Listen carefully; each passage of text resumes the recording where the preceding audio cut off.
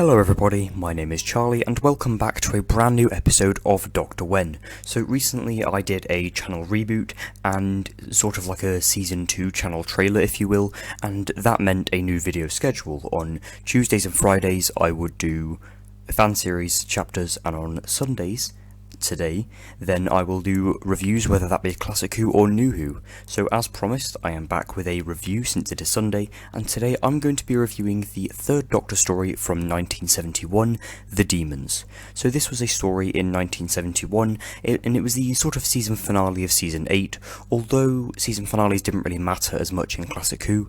Then yes, this is basically the last story in season 8, and yes, basically I'm just going to be reviewing it, the plot, the episodes, the villains, the good things about it, the bad things, and finally stick around to the end to find out what percentage I would give this story. I give each Classic Who and New Who story a different percentage based on how much I enjoyed it and thought it was good. So yeah, stick around to the end to find out my percentage for The Daemons. So yes, without further ado, let's get into this video. I hope you enjoy, and if you enjoy my tri-weekly content, I suppose, feel free to leave a like and comment on this video and subscribe to the channel. I would really appreciate that, since I recently hit the 40 subscriber mark, which I'm very happy about, so thank you for that as well. And so yes, let's get into this review and I hope you enjoy. So let's first talk about the plot. The plot of this is essentially the Master becomes a vicar of the new town called Devil's End, and it's sort of like a weird sort of town with, like, you know, famous for witches and things like that. He performs rituals to awaken these ancient aliens known as demons from the planet Deimos. The main one, the last one, is called Azal, and his assistant, this weird little gargoyle called Bok. The Doctor and Joe Grant, his companion at the time, must basically stop the Master and the demons from wreaking havoc across Earth and, well, the rest of the universe. So yes, the back of the DVD case says, in the peaceful village of Devil's End, something very strange is happening. A professor is preparing to open a nearby burial mound, and a local witch foresees death and disaster. Meanwhile, the new vicar looks suspiciously like the Master, and he's using black magic to conjure up an ancient demon. Can the Doctor, Joe, and Unit stop their old enemy before he succeeds? So yes, that's basically what it is. It's a very unit-centered story as well. It's during the period of time where the Third Doctor was exiled to Earth, and yes, it's very a classic example of a unit story. You know, it's a unit's involvement, while still fairly limited, especially with the Brigadier's involvement, then it still manages to incorporate unit quite nicely into the story, and I appreciate the story for doing so. I think this is a very good example of just a classic unit story, along stories such as Spearhead from Space, The Ambassadors of Death, maybe Terror of the Autons, Mind of Evil even. Lots of Season 7 and 8 stories are very perfect examples even of unit stories. So in terms of the individual episodes, this story is 5 parts long, which is very unusual for Classic Who. Most of the time in Classic Who it's either 2, 3, 4, 6 or 8 parts. That's usually kind of the standard. There are less parts in the later parts of Classic Who, especially the 5th, 6th and 7th Doctor's eras, but this is really strange for the 3rd Doctor's era. Most of the stories were either 4, 6 or 7 parts, but this 5-parter, it's really strange. Lots of people say that 5 parts is too tedious for this, and 3 or 4 parts would have worked better. I don't really agree. I think I'm fine with the 5-part format. Sure, I'm not overly fond on all the episodes. There are some I love and some I don't like. I'll get to that in a minute. But 4 parts would still be good, I think. I think the pacing would have been a slight, a tad quicker, but I think it would have worked and been very good, actually, had it been 4 parts. But I am very fine with the 5-part format for the story, and I do think it works very well. So in terms of the episodes themselves, Part 1, in my opinion, is okay. Part 2 is quite bad, actually. I didn't really enjoy Part 2. However, Parts 3 and 4 make up for this so much. They are completely excellent. And Part 5 is very good. I think not as good as Parts 3 and 4, but certainly better than Parts 1 and even 2. So yeah, in terms of the pacing of the story, it gets a lot more intense throughout the story. We get to see Azal in the cliffhanger of episode 4, and obviously we get to see him in full action in episode 5, and it's also just, all the pieces, coming into play, and yeah, just the plot does develop, and quite a consistent rate. I think it does slow down a bit towards episodes 2 and 3, but yes, I do very like the the incorporation of new elements into the story. I think it works very well. Also, we get to see more of the demons in later parts, such as Azal, and obviously Bok doesn't really do much until part 5, and same with Azal really. So part 4 is definitely my favourite. It's got the cliffhanger at the end where we do actually finally see Azal's face. We have the Doctor is absolutely on point in this. I really like the Doctor in part 4, and Unit's involvement is extremely good as well. I really enjoyed watching this. So yes. Next up, let's talk about the villains of this. There are 3 main villains in this, so they are the Master, Azal, and Bok. And the Master is obviously kind of the ringleader. He's the one that is using black magic to kind of rise Azal and Bok to power, and Bok's kind of Azal's lackey, or, you know, Azal's basically Bok's boss. Yeah, I think the Master involved is lots of people say that by the end of season 8, his constant appearances do get quite tedious, as he had appeared in every season 8 story before this.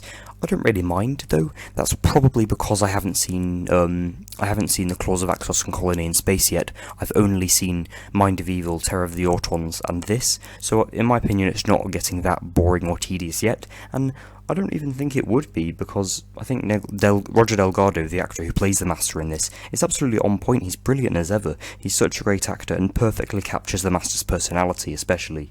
However, the Master isn't still needed. I think the story would have been a lot richer and non-artificial had he been not there, and maybe just have had Azal and Bok kind of rise to power themselves. I think that would have been better. However, I'm not complaining about the Master at all. I just think having a non-Master demon story would be interesting. In terms of the other villains, Azal, he had bad CGI, but he was still very scary, and you could just tell he's evil from this. You know, he looks really evil and quite scary. Although his CGI is bad, I still think, you know, his writing as well makes up for it. He's very menacing and dark character. And Bok was okay, this weird little gargoyle. He didn't really do much, but he did give us that iconic moment with Unit in the brig saying, you know, chap with the wings there, 5 rounds rapid. That was really good, actually. So, yeah. In terms of the 5 good things I always say about a classic Who story, number 1, the Doctor is back to his usual self. I think for lots of Season 8, the Doctor isn't very good. I think he kind of loses his charm that he had in Season 7 and just becomes quite rude, especially to the Brigadier and Joe, which I didn't really like, but he's back to his normal self here, and I love that. 2, great plot and interesting ideas. It has a really interesting plot, and it gives us some, you know, interesting ideas to work with, and I'm glad it kind of diverts from the whole sci-fi genre. You know, it's more fantasy than anything else.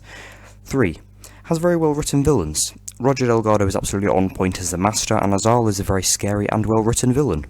4, the setting. Devil's End is a very creepy setting, and it's almost like gothic, you know, sort of a callback to the call forward, I suppose, to the 4th Doctor's era.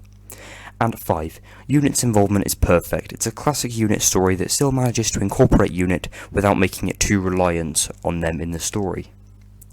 In terms of 3 things the story could improve on, number 1, Jo isn't so great. She doesn't really do much, and I don't really think the character has... she doesn't really do that all that much in any Season 8 story, to be honest, except maybe Mind of Evil. I think she's better in her later seasons, certainly, but I really don't think she was very essential to this story at all. 2, the pacing could be better. Some episodes are slow, like episodes 1 and 4, however some are very fast, like episodes 2 and 3. But yeah, I think the pacing could have been worked out a bit better, with some episodes being faster and some being slower. I think that would have worked a bit better.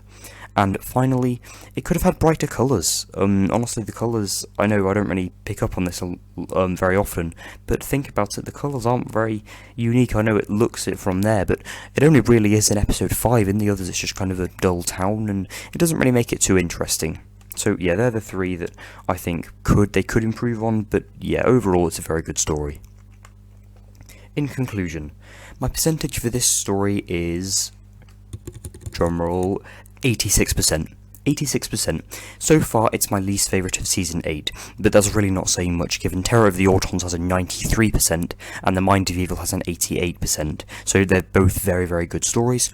It's probably going to change when I watch Claws of Axos and Colony in Space, because I've not heard very good things about those stories. Also, this is a very underrated story. Originally, this was kind of deemed very, very good, and it came like 26th on the Big Classic Who poll, which sounds bad, but really isn't, looking at how many Classic Who stories there are. And yeah, recently lots of people have started saying it's very overrated and not that great, especially the later episodes within the story. I completely disagree. I prefer the later episodes actually to the earlier ones, and I think this is a very, very good story, not bad at all. So yes, I hope you've enjoyed this video, everybody.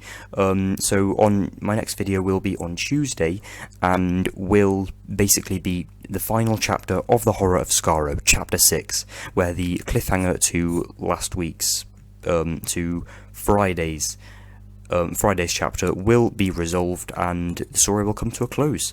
And on Friday, my third Doctor story, The Blood of Silver, will start with chapter 1. So I hope you look forward to them, and also my next week's review on next Sunday will be The Three Doctors, the Doctor crossover story from season 10. So I hope you enjoy this video, everybody. Make sure to check out my past videos and look forward to my future videos, and so yeah, I'll see you then, and goodbye.